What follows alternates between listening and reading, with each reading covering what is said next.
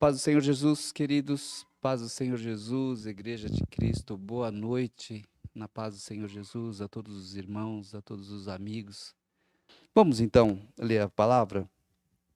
Então, aqui em Lucas 9, versículo 10, a palavra diz: Ao voltarem, os apóstolos relataram a Jesus o que tinham feito.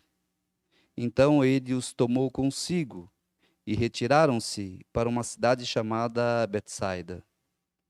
Mas as multidões ficaram sabendo e os seguiram.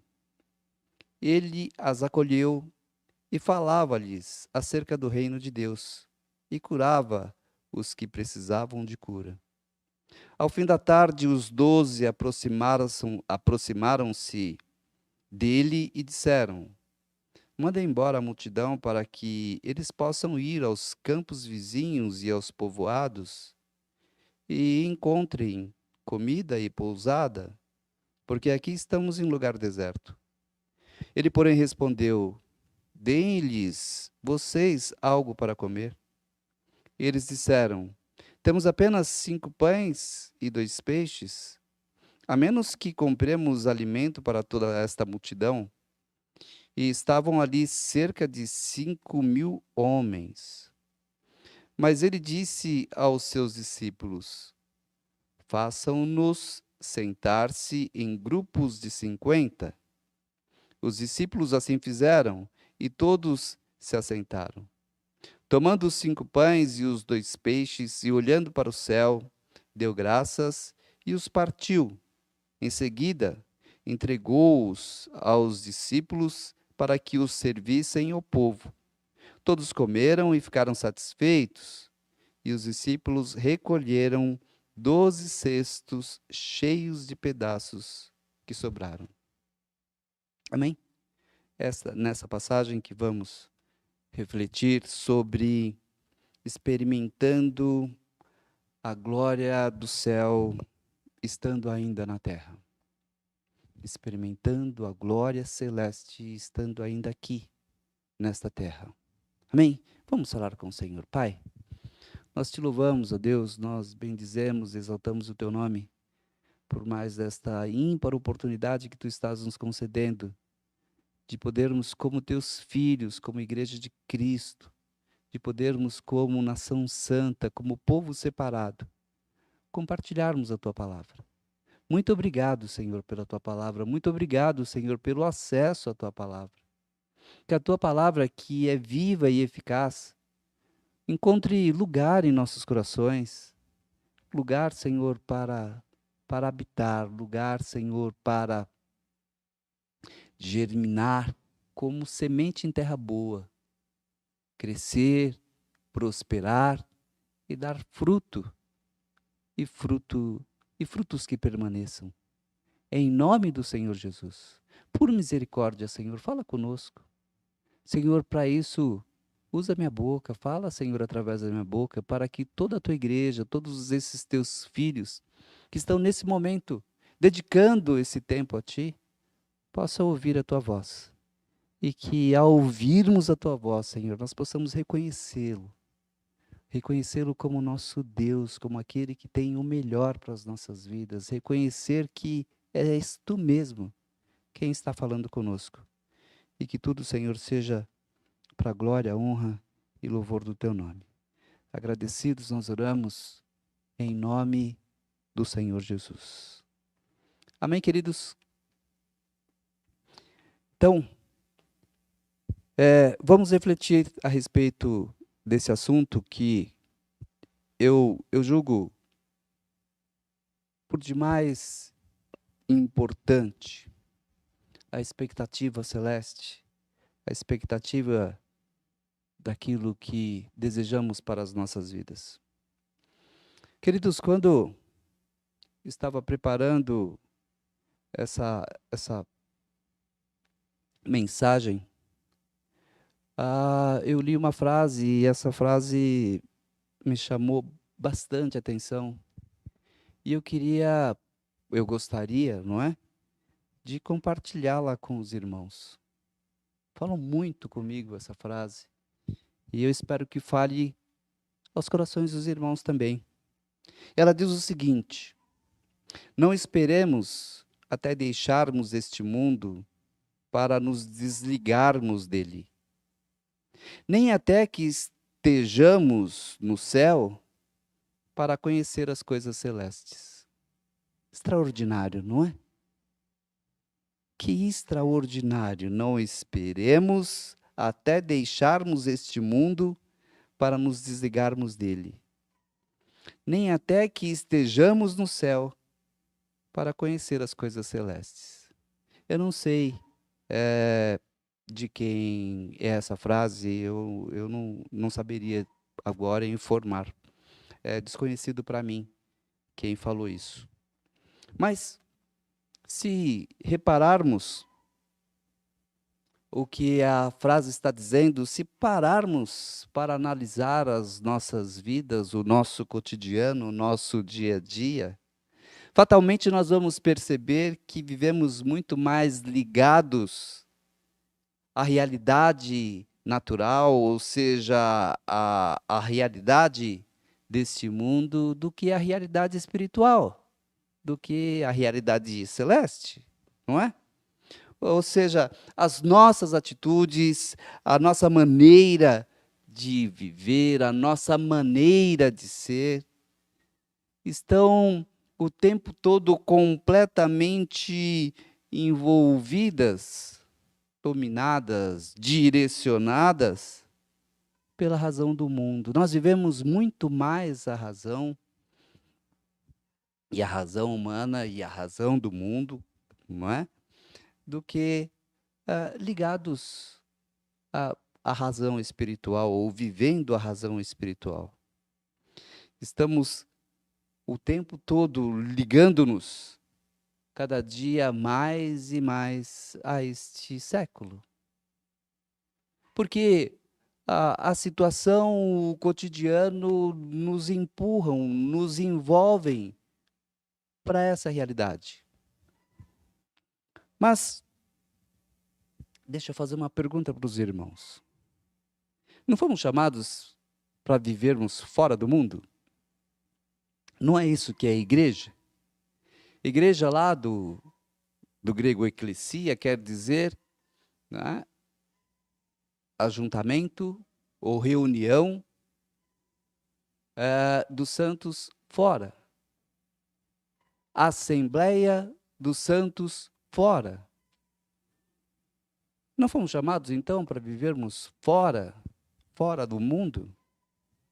Mas parece-nos que o movimento que cotidianamente nós fazemos é nos entrando, nos envolvendo cada dia mais com o mundo. Não estamos caminhando, como eu falei há pouco, como peregrinos, não é? Forasteiros neste mundo. Não estamos caminhando para Canaã celeste. Portanto, não estamos saindo do Egito, deixando para trás o Egito, nos distanciando dele a cada dia em direção a esta Canaã celeste, que é o grande anseio das nossas vidas, que é o grande anseio das nossas almas. Não é esse o movimento? Não é esse o nosso exercício de fé diariamente? E nesta realidade, nesse exercício de fé, nós nos aproximamos cada dia mais do céu, porque é assim que cremos, e nos distanciamos cada dia mais do inferno. Assim cremos, e esta é uma verdade que cotidianamente está acontecendo em nossas vidas. Então, fazendo assim, estamos cada dia experimentando progressivamente mais e mais as coisas celestiais. É só pararmos para perceber essa realidade. É só focarmos neste contexto. Nós estamos cada dia mais progressivamente, porque é um dia após o outro, conhecendo mais as coisas celestiais do que as terrenas. Pelo menos essa deve ser a nossa atitude, conhecendo mais as coisas espirituais do que as coisas carnais. Essa deve ser a atitude do verdadeiro cristão. Como disse bem a frase que nós citamos lá no começo, não precisamos morrer, né, fisicamente falando agora, para nos desligarmos deste mundo. Não precisa acontecer assim. Nós podemos fazer isso ainda vivos. Nós não precisamos morrer para conhecer as coisas celestes. Percebe? Fisicamente falando novamente. Porque nós podemos, sim, através de uma vida no Espírito, conhecermos as coisas celestes. Essa deve ser uma dinâmica de vida para todos nós. Se vivermos a palavra, se nos empenharmos e nos dedicarmos a viver a palavra. Como disse lá o apóstolo Paulo em Gálatas 2:20, não é? E o que ele diz lá em Gálatas 2:20? Não mais eu, mas Cristo. Esse viver que eu vivo agora na carne, eu vivo pela fé no Filho de Deus, que se entregou por mim. Vamos lá ler. Gálatas 2:20. Ele diz assim: fui crucificado com Cristo. Assim, já não sou eu quem vive, mas Cristo vive em mim. A vida que agora vivo no corpo, vivo-a pela fé no Filho de Deus, que me amou e se entregou por mim. É esse o ponto, e é assim que nós devemos procurar viver. Se vivermos assim, nós vamos cada dia mais e mais experimentar e conhecer as coisas celestiais. Consequentemente, cada dia mais e mais vamos nos distanciar deste mundo, nos distanciar desta terra, nos distanciar do Egito que deixamos para trás. Essa deve ser uma dinâmica de vida de todo cristão. E é isso que cotidianamente nós precisamos colocar em prática. Nós precisamos nos inteirar cada dia mais do nosso grande objetivo. Né? Se nós fizermos assim, nós vamos viver exatamente o contexto da frase. Né? Não precisamos deixar o mundo para nos desligarmos dele. Também não precisamos estarmos no céu para conhecer as coisas celestes. Se lembram do já ainda não? É assim que nós, como cristãos verdadeiros, vivemos. Vivemos neste mundo já a realidade da nova natureza em Cristo Jesus. Já a realidade da eternidade. Porque assim diz a palavra a nosso respeito. A palavra diz que nós já não morremos. Aqueles que estão em Cristo já não morrem mais. Aquele que está em Cristo vive eternamente. Então já somos eternos, já vivemos a realidade eterna. O que nós precisamos é cada dia mais intensamente vivermos essa realidade, nos afastando, consequentemente, da realidade do mundo. A palavra do Senhor em 1 Coríntios 13:9 diz assim, 1 Coríntios 13:9. Diz assim: pois em parte conhecemos e em parte profetizamos. Quando, porém, vier o que é perfeito, o que é imperfeito desaparecerá. Quando eu era menino, falava como menino, pensava como menino e raciocinava como menino. Quando me tornei homem, deixei para trás as coisas de menino. Agora, vemos apenas um reflexo obscuro como em espelho. Mas então veremos face a face. Agora conheço em parte, então conhecerei plenamente, da mesma forma como sou plenamente conhecido. Olha que extraordinário. Percebe? É esse o plano de Deus para as nossas vidas, esse é o projeto de Deus para as nossas vidas. O que o apóstolo Paulo, a figura que o apóstolo Paulo usa, se aplica à nossa realidade espiritual. Nós não podemos continuar sendo meninos, espiritualmente falando. Nós precisamos crescer, espiritualmente falando. Esse é o contexto. E ele diz que, quando menino, ele raciocinava como menino. Mas quando se tornou homem, deixou para trás as coisas de menino. Percebe? As coisas de menino é quando lá no começo nós nascemos novamente e ainda estávamos impregnados com os hábitos, com os costumes da antiga forma de viver. Mas renascemos para uma nova maneira de viver. E fomos crescendo, né? E fomos deixando para trás as coisas de menino. Em tese, queridos, o que nós precisamos refletir é que uma semente não nasce sem antes morrer. Uma semente não nasce sem antes morrer. É necessário que a velha natureza morra definitivamente em nossas vidas, para que ressurja a nova natureza em Cristo Jesus. Como não é possível estarem no mesmo lugar luz e trevas? Não há como coabitar luz e trevas. Por quê?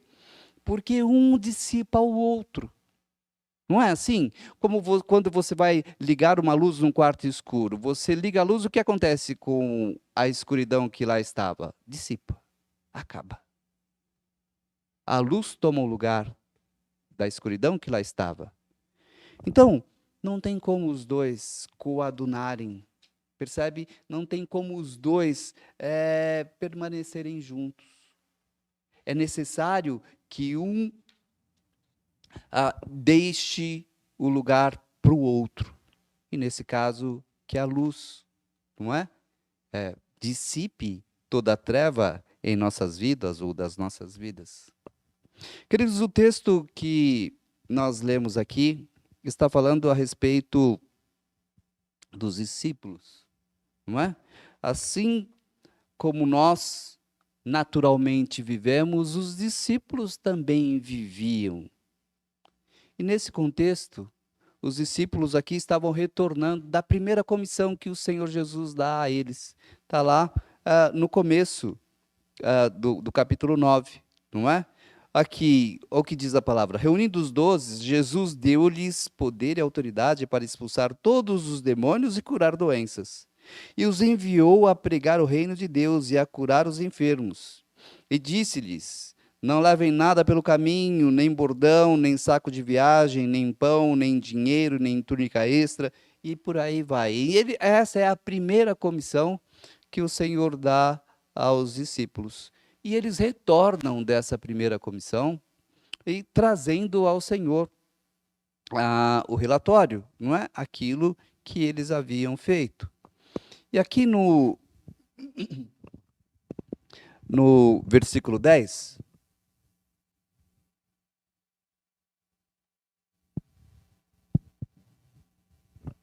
resumidamente, a palavra diz assim: ao voltarem, os apóstolos relataram a Jesus o que tinham feito.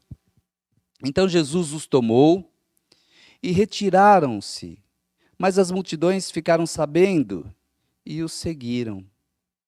Ele as acolheu e falava-lhes acerca do reino de Deus e curava os que precisavam de cura. Primeiro ponto que eu quero refletir com os irmãos nessa passagem. Sempre que formos para onde Jesus está, nós seremos acolhidos.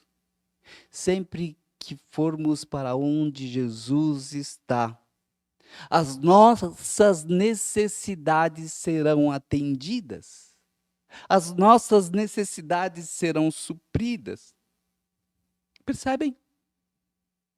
O que nós não podemos é nos esquecer dessa verdade. Então, sempre que deixamos de cultuar, sempre que deixamos de nos juntar como igreja, porque é uma promessa sobre o ajuntamento, e o Senhor disse, onde estiverem 2 ou 3 reunidos em meu nome, o que diz a palavra? Ali estarei no meio deles. Nós nos esquecemos disso, que quando nos juntamos como igreja, Jesus está lá. Ele vai manifestar a sua presença em nosso meio.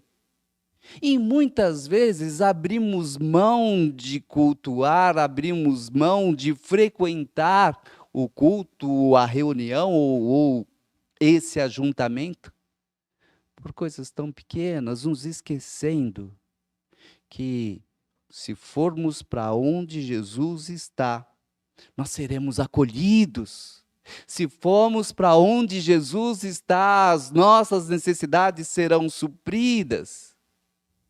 E a multidão sabia disso, não é? A multidão já tinha descoberto essa verdade. E eles corriam para onde Jesus estava, logicamente. É exatamente isso que precisamos colocar em prática. Esse deve ser o nosso senso de direção e de locomoção, não é? Nós precisamos estar onde Jesus está. Jesus precisa ser o alvo das nossas vidas. Precisamos o tempo todo desejar nos achegarmos a Ele. A multidão sabia disso. E nós também sabemos. O que nós precisamos é apenas colocar isso em prática. A palavra diz aqui que Jesus retirou-se com os discípulos para descansarem, não é? Os discípulos haviam empreendido a primeira comissão, estavam trazendo o relatório, agora era hora de descansar. Mas quando eles chegaram no lugar onde planejavam descansar, a multidão já estava lá. A multidão já os aguardava. E o que é interessante nesse contexto? Essa multidão que lá estava não ficou decepcionada, porque eles foram acolhidos e supridos pelo nosso Senhor Jesus Cristo. Queridos, sempre que você for onde Jesus está, você será acolhido. Você não precisa se preocupar com relação a isso. Você não precisa ter esta dúvida. Será o que vai acontecer? Você vai ser acolhido. E é isso que nós precisamos ter em mente o tempo todo. Ele irá sempre nos acolher. Você irá conhecer o reino do céu. Porque é isso que ele apresentava às pessoas o reino do céu.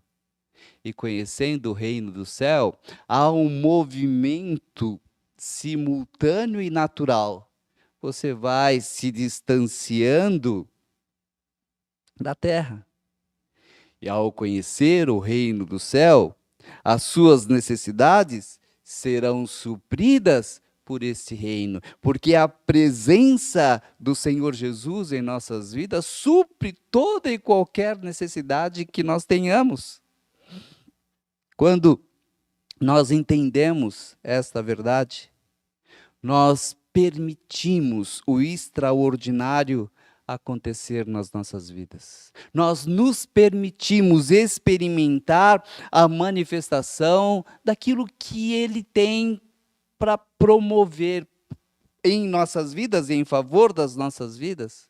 O que é? Os seus sinais, prodígios e maravilhas. A cada dia, então, queridos, que nos reunimos em Assembleia dos Santos como Igreja de Cristo, como os chamados para fora do mundo, mais experimentaremos as coisas do céu, mais somos supridos em nossas necessidades, mais somos atendidos naquilo que estamos precisando, naquilo que estamos desejando, mais experiências sobrenaturais nós vamos testemunhar, nós vamos acumular na nossa história. É uma questão de colocar em prática, é uma questão de permitir que isso seja uma realidade em nossas próprias vidas. Foi esta a experiência da multidão que seguiu Jesus. A glória de Deus para a sua vida e a solução de todos os seus problemas está na presença do Senhor. A multidão sabia disso. E nós também sabemos pela palavra agora. Então, o que nós precisamos é correr para onde ele estiver. Onde está Jesus? Lá nós precisamos ir. Para lá que nós precisamos correr. Ele está na casa de oração. É para lá que eu devo empreender a maior parte do tempo que eu tiver nessa terra. Porque assim eu vou desfrutar do que ele tem para a minha vida. O salmista sabia disso. Lá no Salmo 122, o salmista diz: alegrei-me com aqueles que me disseram, vamos à casa do Senhor. Percebe? Por que ele diz isso? Justamente porque ele tinha essa consciência. Ele ficou feliz. Olha, vamos à casa do Senhor, ele ficou feliz. Olha, me convidaram para ir à casa do Senhor e eu me alegrei quando me disseram isso. Porque na casa do Senhor há aquilo que eu anseio. Na casa do Senhor há o acolhimento que o mundo não pode me dar, que a vida humana não pode me oferecer. Lá no Salmo 84, verso 10, o salmista diz: melhor é um dia nos teus átrios do que 1000 no outro lugar. Prefiro ficar à porta da casa do meu Deus a habitar nas tendas dos ímpios. O salmista sabia disso. E nós sabemos também. Nós só precisamos tomar a mesma atitude que eles. Nós só precisamos copiar o motivo, ou melhor dizendo, o exemplo, o modelo de vida que eles empreenderam. No versículo 12, a palavra diz: ao fim da tarde, os 12 aproximaram-se dele e disseram: manda embora a multidão para que possam ir aos campos vizinhos e aos povoados e encontrem comida e pousada, porque aqui estamos em lugar deserto. Os discípulos falando para Jesus. Segundo ponto que eu quero refletir com os irmãos. Sempre que olharmos racionalmente para a situação, nós vamos também ter uma solução humana. Nós vamos também ter uma solução paliativa, que não resolve o problema. Nós vamos também ter uma solução insuficiente, falha e até desastrosa. Da onde que os discípulos iriam tirar recursos para poder arcar com as despesas de toda a multidão? Uma solução desastrosa, não é? Queridos, grave isso no seu coração. A razão humana, ela é cegueira, ou é a cegueira que impede a visão espiritual. Sempre que nós dermos vazão à humanidade, nós vamos impedir que a visão humana sobreponha na realidade das nossas vidas. Na visão humana dos discípulos, a multidão deveria ser dispensada, cada um para sua casa. Foi exatamente isso que os discípulos falaram. Foi exatamente essa a proposta dos discípulos, né? E vai para cada um para sua casa e se virem como puderem. Essa foi a solução. A pergunta que nos fazemos é: será que nos campos e povoados vizinhos haveria comida para toda essa gente? Será que nos campos e povoados vizinhos haveria lugares, acomodações para toda essa gente? Será que todos tinham dinheiro para pagar as despesas, não é? Para essas acomodações? Seriam todos acolhidos? Seriam todos recebidos? Queridos, a solução humana é sempre insuficiente. E nós precisamos entender isso. A solução humana é sempre desastrosa. E nós precisamos entender isso.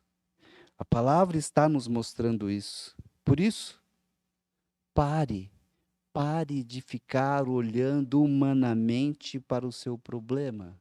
Porque as soluções que você tem conseguido dar a esses problemas são insuficientes. São paliativas. Não vão resolver de fato. E você precisa entender isso, porque assim como a nossa humanidade e essas soluções que nós damos às nossas próprias vidas são falhas. Como a minha humanidade é falha, aquilo que eu faço também é falho. A solução que eu vou dar também é falha. As soluções humanas são sempre paliativas. Percebe? Olha para o mundo, olha a realidade, olha como as pessoas vivem. Então, a pessoa está endividada, a solução humana qual é? Fazer um empréstimo. Logo, lógico, eu preciso pagar minha dívida. E você vai fazer um empréstimo onde? No cartão de crédito? Aí tem os juros de 400% ao mês. Vai fazer no agiota? Vai fazer um empréstimo no banco? Percebe, a dívida só vai crescer. Quando, em meio à violência, qual é a solução humana? Vamos nos armar, não é? Assim nós vamos nos defender. Como se isso fosse aplacar a violência. Quando em meio às crises, qual é a solução humana? Discussões, ameaças. Vamos brigar, não é? É assim que se resolve as crises. Dá a solução. Quando em meio a desilusões, qual é a solução? Se entregar ao fracasso. Eu não consigo, não é? Deixa eu morrer. E aí eu me entrego à depressão. Aí eu deixo Satanás executar o seu plano na minha vida. Queridos, sempre que nós dermos uma solução humana racional a qualquer problema, essa solução não será infalível, completa, perfeita. Porque a minha natureza não é assim. Em meio a qualquer necessidade, em meio a qualquer problema, nós precisamos recorrer, e o mais rápido possível, ao lugar onde nós vamos achar a solução. Onde nós podemos contar com a solução. Onde nós seremos abrigados. onde nós seremos atendidos, onde nós seremos supridos, e só na presença do Senhor Jesus.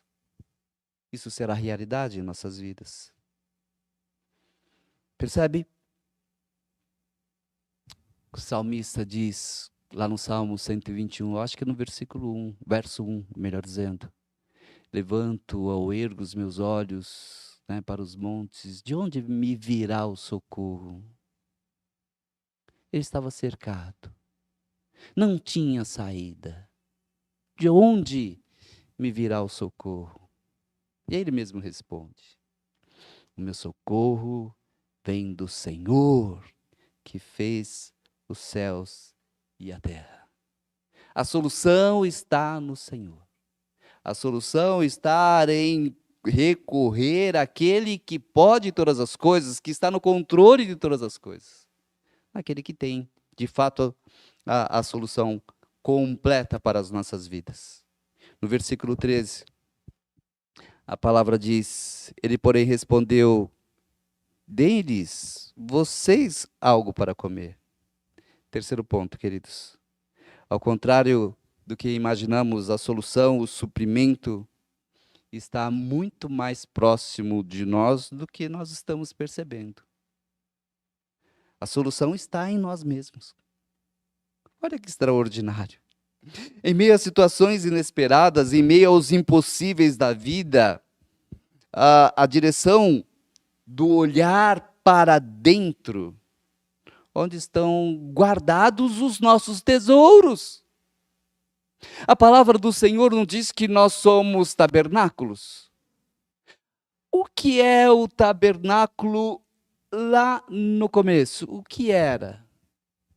O tabernáculo era o quê? A arca da aliança. E o que havia na arca da aliança? 3 itens. Havia na arca da aliança o maná, havia na arca da aliança as tábuas da lei, e havia na arca da aliança a vara de Arão, não é? Esses 3 itens. E qual o símbolo desses 3 itens? As tábuas da lei, o que era? A palavra. A palavra está no seu coração, está no meu coração, está em nossos corações. Como diz o salmista: gravei a tua palavra no meu coração para não pecar contra ti. Lá também está o maná. O que é o maná? O maná é o pão que caiu do céu e alimentou o povo no deserto. E o que o Senhor, o próprio Jesus, disse a respeito de si mesmo? Que Ele é o pão vivo que desceu do céu. Então, nós temos lá a palavra, nós temos lá a presença de Cristo através do Espírito Santo. E o que é a vara? A vara representava aquele que foi escolhido para o sumo sacerdócio. A palavra do Senhor diz que Ele nos fez sacerdotes reais, ou seja, escolhidos, separados, eleitos. É isso que representa. Você é um eleito.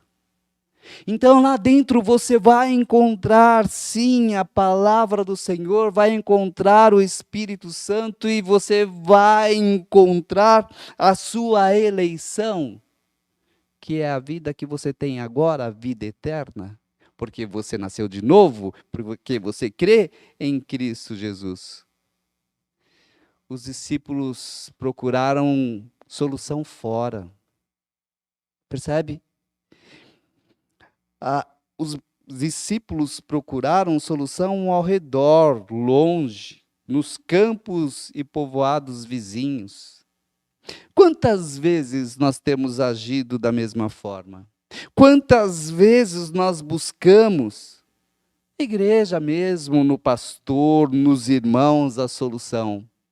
Procuramos nas pessoas que estão à nossa volta o suprimento e ficamos decepcionados.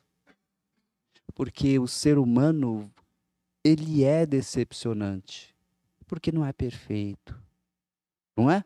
Não é perfeito no sentido de infalível. Ele falha, percebe? E olha o que Jesus diz aos discípulos.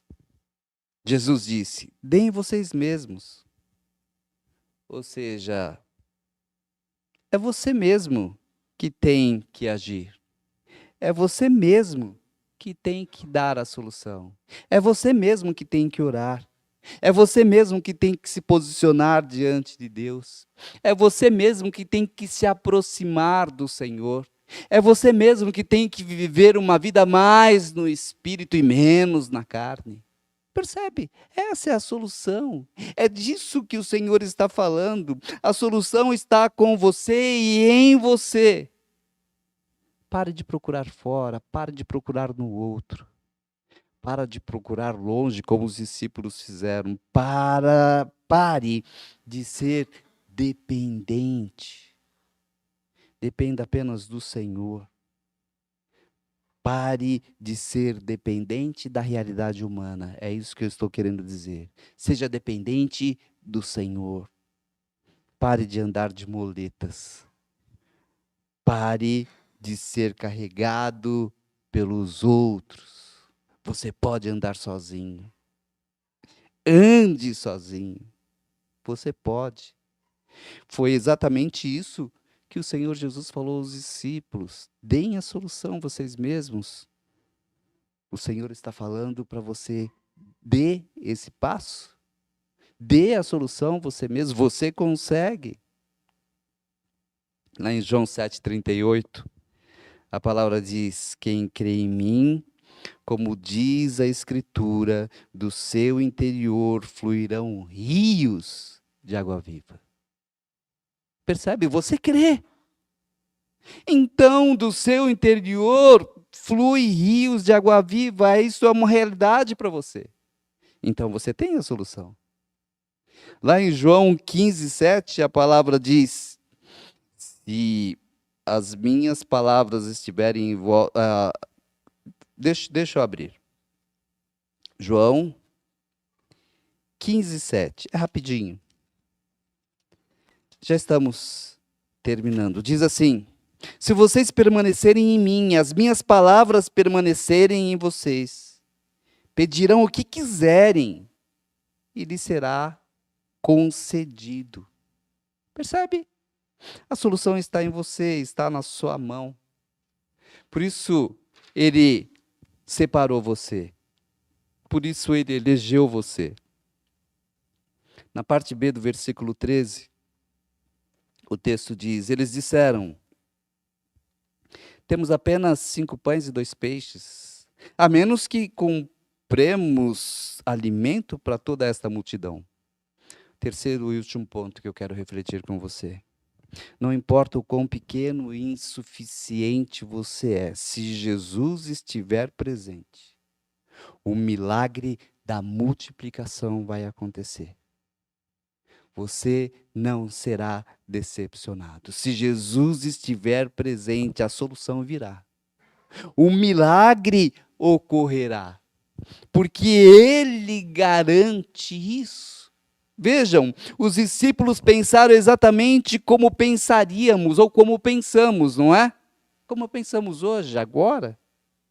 Alimentar uma multidão de 5.000 homens. Veja, o texto diz 5.000 homens, fora mulheres e crianças. Quantas pessoas tinham lá? E alimentar uma multidão dessa com 5 pães e 2 peixes? Só pode ser brincadeira, não é? Uma proposta dessa, não é? Isso não é real. Vamos trazer para a nossa realidade. Sabe, fazer comida para um batalhão de pessoas com uma xícara de arroz. Não dá, é impossível, não tem como fazer. Né? Pagar as minhas contas com o salário que eu recebo, brincadeira, não tem como. Sonhar com um novo projeto de vida. uma nova casa, um novo carro, eu não sei, não é? Com um novo projeto de vida, com uma faculdade.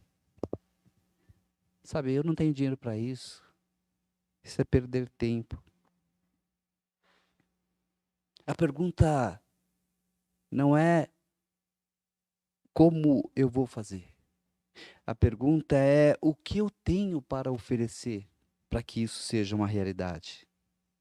Um pouquinho de fé, um pouquinho de amor, um pouquinho de entusiasmo, um pouquinho de vontade, um pouquinho de disposição, não importa.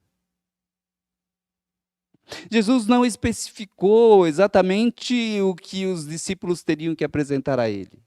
Ele só perguntou o que vocês têm. Me ofereçam, me deem, tragam para mim aquilo que vocês têm. O que você tem, o que eu tenho, o que nós temos. Entregue a Jesus o pouquinho, ou quase nada, né, que você tem. Ah, eu amo a palavra, mas eu não conheço. Amém, entregue isso. Ah, eu gosto de orar, mas eu oro tão pouco. Amém, entregue isso. Ah, eu gosto de jejuar, mas eu faço isso muito poucas vezes. Amém, entregue isso. Ah, eu gosto de ir à casa do Senhor. Entregue isso. Percebe? Isso me faz lembrar algumas irmãs, né? É muito ruim a gente falar de nomes, mas algumas irmãs que amam vir à casa do Senhor. Pode estar chovendo, pode estar frio, pode estar calor, não importa. Amam vir à casa do Senhor. Entregue isso. Senhor, eu amo ir à sua casa. Sabe, ele não está especificando, como não especificou para os discípulos, ele só perguntou o que vocês têm. O que é importante nós notarmos que ao entregarmos o nosso pouquinho ou o nosso quase nada a Ele, através desse pouquinho, através desse quase nada, Ele vai alimentar multidões com aquilo que vamos oferecer a Ele. Nós só precisamos crer. Nós só precisamos colocar em prática essa verdade. Ele suprirá abundantemente milhares de necessidades das nossas vidas. Ele suprirá abundantemente milhares de necessidades da sua vida. E ao suprir as necessidades da sua vida, automaticamente ele estará suprindo as necessidades de outros que fazem parte da sua vida, que estão ao seu redor. Os discípulos entregaram apenas 5 pães e 2 peixinhos. E como eu disse, ele alimentou 5.000 homens, mais todas as mulheres e todas as crianças que lá estavam. E o que é interessante, ele não só alimentou, mas ele alimentou tão fartamente, que o texto diz que sobraram 12 cestos cheios. O que o Senhor está falando para você hoje é: apresente a Ele o pouco ou quase nada que você tem. Ele não está se importando com o tamanho daquilo que você tem para oferecer a Ele. Ele só está dizendo: apresente a Ele o pouco ou quase nada que você tem. E você vai poder experimentar o milagre da multiplicação. E você vai experimentar a manifestação do seu poder na sua casa, no seu trabalho, na sua igreja, onde quer que você estiver. Lá em Efésios 3:20, a palavra diz que ele é poderoso para fazer infinitamente mais do que tudo quanto pedimos ou pensamos. Mas olha como termina o texto. Olha que interessante. Conforme o seu poder que opera em nós. Está em nós, não está no outro. Está em nós, não está no pastor da igreja. Não está em nós, não está na liderança da igreja. Está em nós, não está no irmão. Está em nós. E é isso que nós precisamos considerar. Concluindo. Aceite a proposta do Senhor de desligar-se do mundo e viver uma vida na fé mais intensamente. Experimente viver pelo que você crê e não pelo que você vê. E assim você estará conhecendo e experimentando as coisas celestes e sendo suprido em todas as suas necessidades. E nesta atividade, nesta atitude e nesta dinâmica de vida, você vai deixando mais a terra e vai vivendo mais o céu. Esta é a proposta do Senhor para as nossas vidas. Amém? Que o Espírito Santo fale melhor aos corações dos irmãos e que a palavra continue ecoando, não é, em nossas vidas, em nossos corações, para que em tudo o nome do Senhor continue sendo glorificado em nós e também através de nós. Amém? Vamos falar com o Senhor. Vamos agradecê-lo por este momento. Pai, nós te louvamos, ó Deus, nós te agradecemos pela bênção de mais uma vez nos juntarmos como igreja, pela bênção de mais uma vez compartilharmos a tua palavra. Muito obrigado, Senhor, pela tua palavra. Muito obrigado, Senhor, pelo teu amor, bondade e misericórdia, pela tua fidelidade com cada um de nós. Que a tua palavra, que é fiel e verdadeira, continue ecoando em nossas mentes e em nossos corações e que nós possamos colocar em prática tudo aquilo que a tua palavra tem nos orientado a fazer e que tudo seja para a glória, honra e louvor do teu nome. Agradecidos nós oramos em nome de Jesus. Amém. Queridos, como nós fazemos sempre, nós vamos orar pelos nossos irmãos e hoje, né, exatamente hoje a Pâmela está fazendo aniversário. Ô, Pâmela, glória a Deus, parabéns, Deus abençoe. Vamos orar pela Pâmela, né, então? Vamos agradecer pela vida da Pâmela. Pai, muito obrigado, Senhor, pela vida da tua filha. Muito obrigado, Senhor, por tudo aquilo que tu já fizesses, por tudo aquilo que tu estás fazendo e por tudo aquilo que tu farás ainda na vida da Pâmela. Pelos milagres e maravilhas que tu tens operado na vida da tua filha. Deus bendito, em nome do Senhor Jesus, nós ministramos a tua bênção sobre a sua vida. Senhor, que ela continue crescendo em graça, crescendo em sabedoria, crescendo no conhecimento da tua vontade, crescendo no conhecimento da tua palavra, crescendo em intimidade contigo, crescendo em poder, em autoridade, que ela continue, Senhor, firme nesse propósito de chegar ao céu. Pai de amor, em nome do Senhor Jesus, que a tua graça seja abundante e transbordante na vida da tua filha. Senhor, concede à tua filha aquilo que deseja o seu coração. A tua palavra diz: agrada-te do Senhor o teu Deus e ele satisfará os desejos do seu coração. Que tu estejas concedendo, Senhor, à tua filha esse presente, em nome do Senhor Jesus, como igreja de Cristo. Nós abençoamos a vida da Pâmela com todas as bênçãos contidas na tua palavra, em nome do Senhor Jesus. Pai, em nome do Senhor Jesus, nós colocamos nas tuas mãos a tua igreja.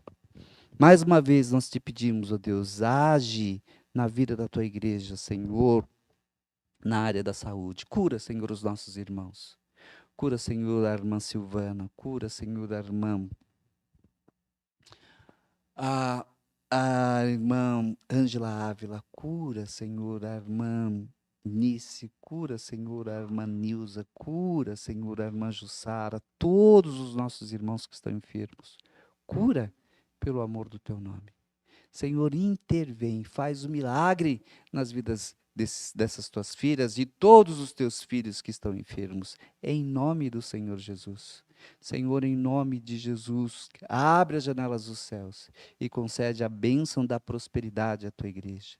Senhor, em nome de Jesus, opera com poder na vida financeira dos teus filhos, da tua igreja, para que sejam abastados e bem-sucedidos, abençoados por ti, Senhor, como marca tua nas vidas desses teus filhos, em nossas vidas, em nome do Senhor Jesus. Continua, Senhor, trabalhando na área emocional da tua igreja. Dá, Senhor, equilíbrio emocional à tua igreja.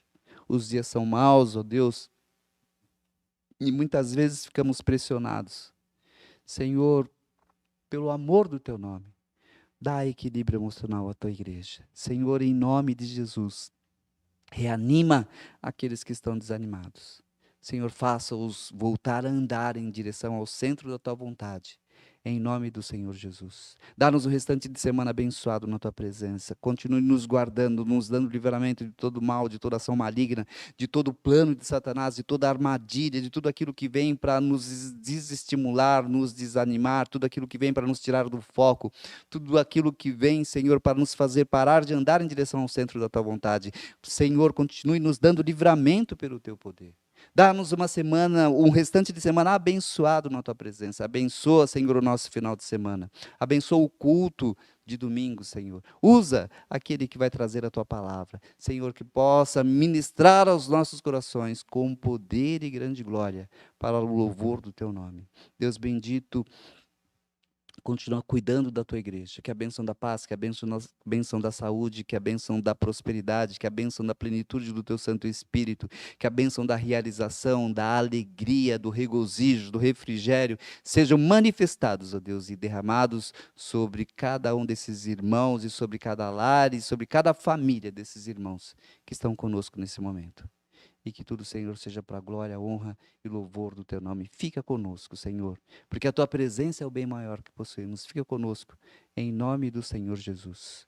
E que o amor de Deus, o bendito Pai da glória, que as consolações do Espírito Santo do Senhor e a graça maravilhosa de Jesus Cristo, unigênito do Pai, seja com todos os presentes, seja com a igreja do Senhor, hoje e sempre. Deus os abençoe. Um beijo a todas as crianças, a todos os irmãos, a todas as famílias. Fiquem todos na paz bendita do Senhor Jesus. Deus abençoe.